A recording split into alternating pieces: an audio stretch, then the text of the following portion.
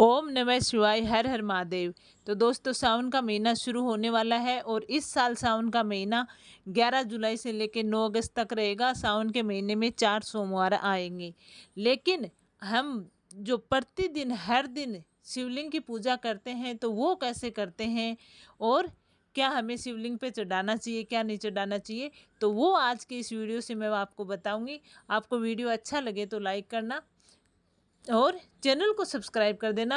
Comment में ओम नमः शिवाय या हर हर महादेव ज़रूर लिख देना। तो चलिए स्टार्ट करते हैं।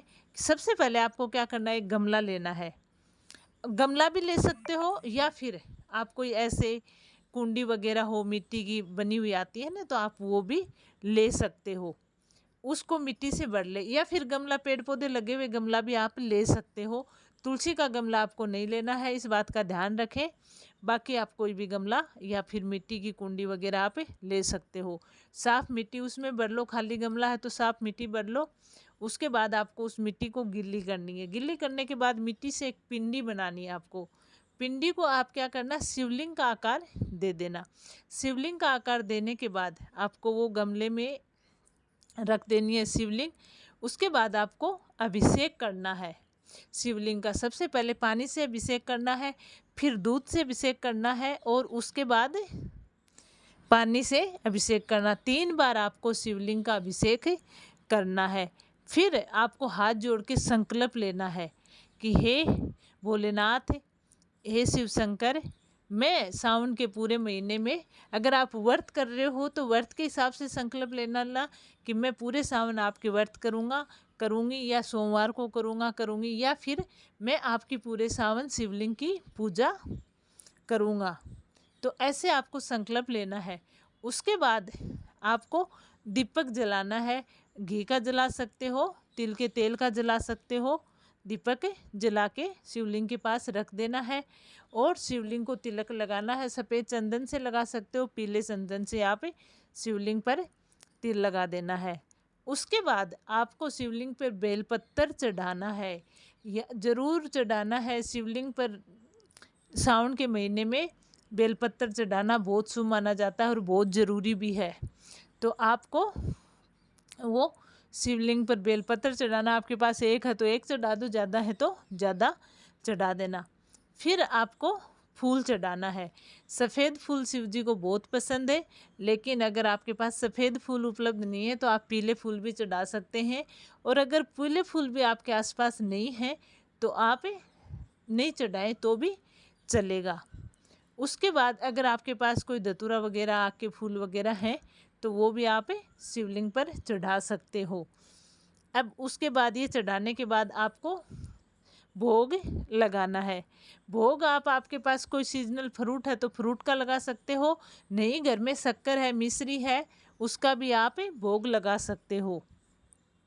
भोग लगाने के बाद दक्षिणा ज़रूर रखनी है। अगर आप रोज़ शिवलिंग की पूजा करोगे सावन के महीने में तो वो दक्षिणा आपके पास रख लेना। लास्ट में आप दान दे देना जब सावन का महीना पूरा हो। लेकिन जब आप एक सोमवार को ही शिवलिंग की पूजा कर रहे हो तो वो दक्षिणा सोमवार के दिन ही आपको किसी को दान में देनी होती है। उसके बाद जो आपने प्रसाद चढ़ाया है वो प्रसाद आप घर वालों को बांट सकते हो। तो ऐसे करके आपको ये दक्षिणा चढ़ानी है, प्रसाद चढ़ाना। उसके बाद आपको आरती करनी है, शिव मंत्र का जाप करना। पहले शिव जी के मंत्र का, ओम नमः शिवाय का जाप करने के बाद, क्योंकि शिवलिंग की हम पूजा कर लेते हैं ना तो पूरे शिव परिवार की पूजा हो जाती है।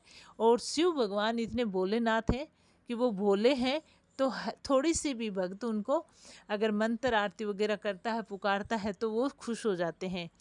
उसके बाद आपको पहले गणेश जी की आरती करनी है और फिर श्रद्धा से, प्रेम पूर्वक से भगवान शिव की आरती करनी है।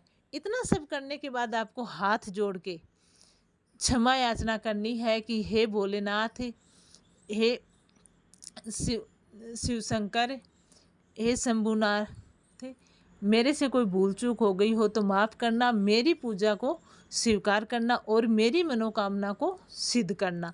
जो भी आपकी मनोकामना है वो बोल देना। उसके बाद जैसे ही दीपक बड़ा होता है तो आप उस पर पानी का लोटा शिवलिंग पे डाल देना और शिवलिंग का वही शिवलिंग का वहीं पे पारण कर देना। तो ये तो है रोज़ की पूजा। और हमारे शास्त्रों में ऐसा माना जाता है कि मिट्टी के शिवलिंग की पूजा करते हैं तो वो 1000 दूसरे शिवलिंग की पूजा करने के बराबर माना जाता है। तो आप रोज़ अपने घर में ऐसे मिट्टी का, दूसरे दिन आप उसी गमले में शिवलिंग बना लेना और वैसे ही जैसे पहले दिन करो वैसे ही आप पूजा कर लेना। बेलपत्र आपके पास नए हो तो वो चढ़ा देना, नहीं दूसरे दिन आप वो ही धो के चढ़ा सकते हो। और अगर आपके पास दूसरे बेलपत्र हैं तो कोई बात नहीं, उसको दूसरे गमले में रख दो या इसी में रख दो, खाद बन जाएगी, वो कोई समस्या नहीं है कि कहीं भी उनको कहाँ रखें। तो ऐसे आपको शिवलिंग की पूजा करनी है पूरे श्रावण के मास। और श्रावण महीने में शिवलिंग का अभिषेक करना और शिवलिंग की पूजा करना बहुत शुभ माना जाता है। अगर आप शिवलिंग की पूजा नहीं करते हो पूरे श्रावण मास में, या सोमवार का व्रत करके आप शिवलिंग का अभिषेक नहीं करते हो, शिवलिंग की पूजा नहीं करते हो, तो फिर उस व्रत का फल नहीं मिलेगा। इसलिए आपको शिवलिंग की पूजा ज़रूर करनी है। अगर आप श्रावण से सोमवार के एक दिन करते हैं तो एक दिन कर लो, भले इसी विधि से करना है। और पूरे सावन के महीने आप शिवलिंग की पूजा करना चाहते हो तो इसी तरह से आप पूरे सावन के महीने शिवलिंग की पूजा कर लो। रोज़ शिवलिंग को विसर्जित करो और रोज़ दूसरे दिन नया बनाओ, उसी गमले में बना लो, कोई दिक्कत नहीं है। तो इस तरह से आप पूरे सावन शिवलिंग की पूजा कर सकते हो। तो ये था आज का वीडियो, कैसे लगा कमेंट करके ज़रूर बता देना। चैनल को सब्सक्राइब कर लेना, कमेंट में ओम नमः शिवाय हर हर महादेव का नारा लगा देना, वीडियो को लाइक कर देना। ओम नमः शिवाय हर हर महादेव।